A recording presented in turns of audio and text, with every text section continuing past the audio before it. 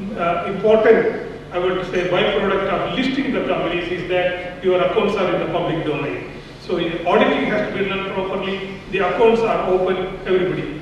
Most of the times we are seeing the public sector companies owned by the government tends to work as the private limited companies or the private properties of the government. No, it has that feeling that it's the public property has to come. Such transparency, such openness, that's a great deal. We change the internal auditors every time. The panel is prepared by RIA, and they are accountable both to the company and also to RIA. And these audit committees, even though it is not necessary or mandatory for unlisted companies to have audit committees, all the SEBI guidelines are insisted upon and followed very strictly by all the boards.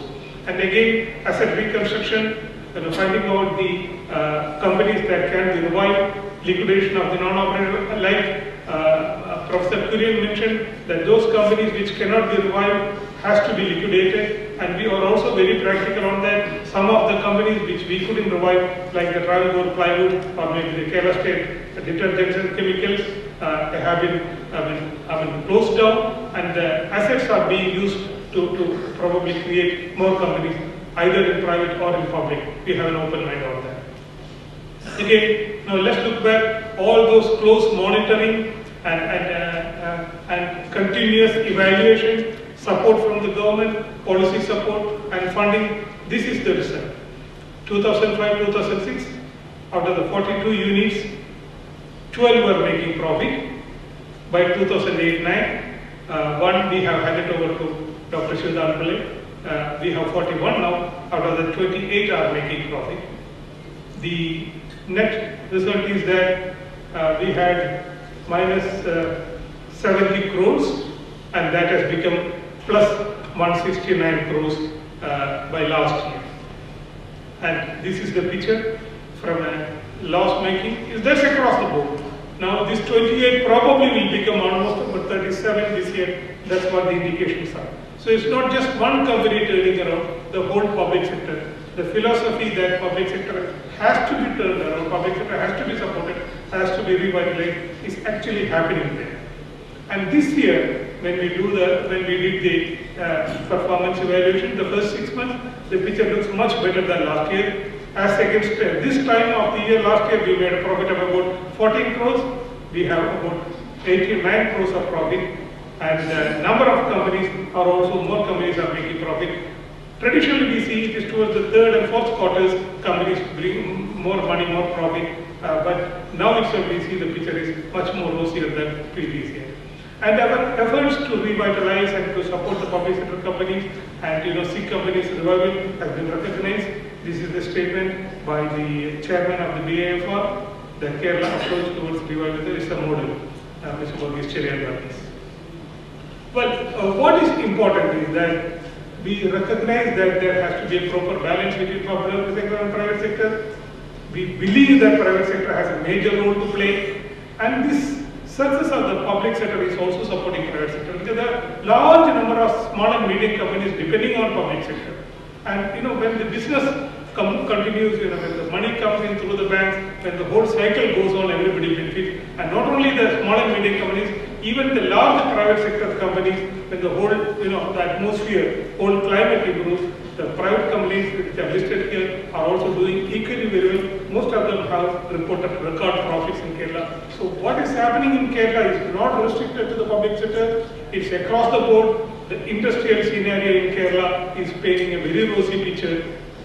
Most of the time, thanks to our friends in the media, to a great extent, you always hear the negative story. But there are many positive stories going on there. It's a tiny little small and medium enterprises. There are about 5 to 6 of them have contributed even to the Chandrayaan, the ISRO's path to the moon. There are small companies, both in the public and private sector within Kerala, who have supplied components to that mission. Well, this is all about our achievement, but I would like to say that we have not reached the end of the road. We are serious concerned whether these achievements are sustainable, because we also see sometimes sudden shifts in the policy. Are we able to attract the right talent for this MPs? Can we retain that talent even if we attract them? Are the systems basically, people-centered? Have we succeeded in institutionalizing them? And here I should admit, not yet. For example, this personal commitment of the Honorable Minister, which has been percolated down to the department and to the PSUs, may not stay forever unless that same, enthusiasm and support is continued. So we need to institutionalize them. And again, Cabinet Secretary also mentioned that even though many of the PSUs are doing that, there's great reluctance on the part of department, not just one department, I'm also part of that, many departments to let go. They don't want to let go the powers, they still want to control each and every aspect of the public sector, from recruitment, from promotion, from in investment and growth. This is a serious concern. And also on the PSUs also, the serious questions of accountability, whether the transparency and various aspects. These are all, these need to be institutionalized unless we have a system where all these are taken care of, because it's whatever achievements have been made may become temporary and it can immediately revert backwards. Well, the question about sustainability, the support that government has given to a great extent that has been helpful in reviving that, but are they competitive? If you benchmark with the best companies in the private sector, in the long run, can they compete and come out successfully? Are we succeeding in empowering the board and the CEO? The CEO, I would say, is the most important factor in any company, whether public or private. I was just before the session talking to Mr. Dash, the Secretary in the Industry Department, Government of India, and so was saying that 90% of the success of the company I would attribute to the CEO. We have been able to have a very open, transparent system in selecting CEO in Kerala. There have been no interference at all. We sometimes we work, advertise and select. Sometimes the same body becomes a search committee. Sometimes we go and approach and request them to come over here. Sometimes we take on deputation. That flexibility has been given. But how long that will be there? We need to empower the board. We need to empower the CEOs. So this has to be again institutionalized. And again, in the long run, the management also need to be incentivized. The salary we are paying, we have increased the salary. Of course, as it was a real pittance in the initial period, as Lee Kuan Yew, the founder and first Prime Minister of Singapore used to say, if you pay peanuts, you only get monkeys. But of course, we have improved that, but that's not sufficient. More than that, we also need to incentivize the top management. A percentage of the profit, a commission or bonus or whatever is there, they also need to share that, because we don't have the system of giving them the shares or the ESOP. So we also need to look at those. And improving the accountability, much more important. We have a system which is transparent now, where anybody can complain about that. If there is something wrong, it can be brought down to them, and we can say that the public sector companies in Kerala are very transparent. But can we maintain that? Can we sustain that? How do we institutionalize and improve them? These are the concerns which we have in mind. So we have not answered all the questions. We still have a long way to go. And again, I will come back to my statement that we tend to go to extremes.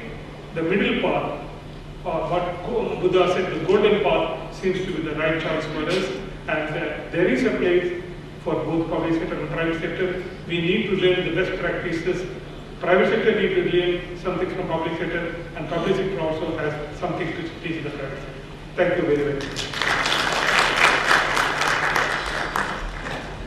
Thank you very much indeed. Indeed was a wonderful presentation. Ladies and gentlemen, our next eminent speaker, Dr. Y.R.K. Reddy, is founder Trustee Academy of Corporate Governance and consultant GCGF and other international agencies. He is a specialist in corporate governance and his work spans 25 countries in directors, training, academic and consulting.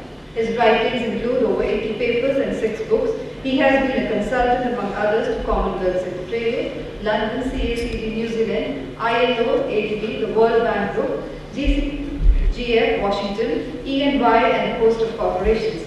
He is a member of OECD Asia Network for SOEs, member of the Commonwealth Advisory Group on Corporate Governance in Finance Sector. And ladies and gentlemen, it's my privilege to request Dr. Vayal Reddy to kindly give his address on SOE governance, international trends and uniqueness of Kerala experience.